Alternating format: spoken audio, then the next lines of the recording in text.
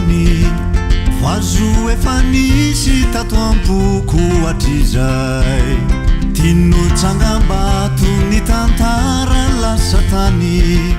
fatsiarovana tsy maty atolotro any alay tsy ririsanga ka reviraika ny fanjoy sopatrany ariva sankisika no tsy leo niarati ny tetirony ala sikamor ny andro nolandao fisikako sambolindreo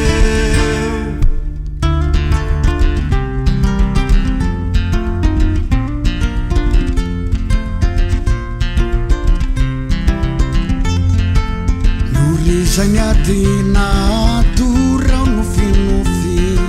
fiainanana mefy ny fotsika ifandray ny famaofao ny avalina sy ny rofy na raha fitohira ty ole firatry zay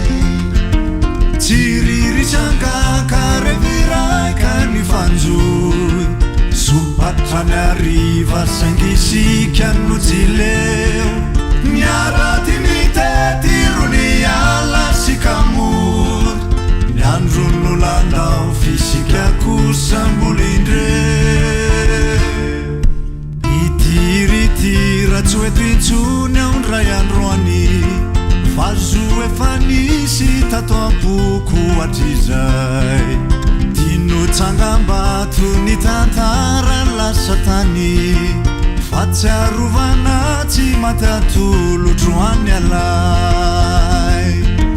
tsy ririsanga ka reviraika ny fanjoy sopatrany ariva sangisika no tsy leo niarati ny tetirony ala sikamor ny andro nolandao fisikako sambolindreo ny andro nolandao fisikako sambolindreo